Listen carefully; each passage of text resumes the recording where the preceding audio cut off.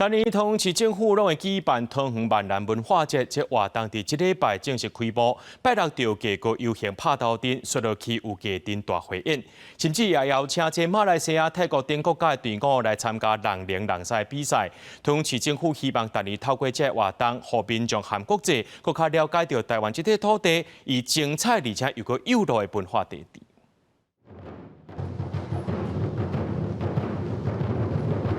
第一点高声闹热滚滚，随着展现出家丁的气势。桃园市政府自2011年开始，逐年拢有办桃园万人文化节，今年已经第14年。活动自6月初5正式起稿，为着要呈现台湾文化，活动包括艺歌、游行，更有家丁大汇演，结合电头、人会特技，也有高空技术等等。希望透过精彩演出，让民众看到现代和传统的结合，可以让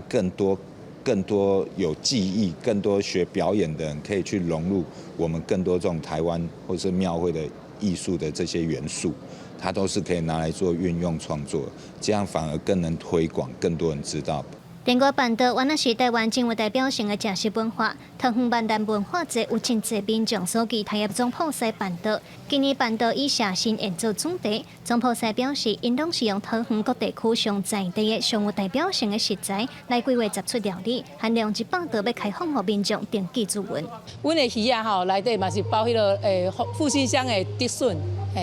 啊个吼来阮的甜汤吼都是迄个莲子，啊是观音的莲子。 啊，咱的冷盘内底吼有观音的莲藕啊，吼，啊，搁有拉拉山的迄个木耳，拢像在地的。 今年桃园万人文化节也有国际论坛，要来探讨宫庙工艺、传统戏曲的演变和创新等等。另外嘛有邀请国际队伍来比邀请赛人零人赛。活动拍算自6月初5开始，1个月来拢有无共活动。桃园市府表示，希望透过多元和丰富的文化活动来呈现各族群的民俗风情、信仰文化和食食，嘛通愈了解桃园。记者卢尚祖、郑俊佑桃园报道。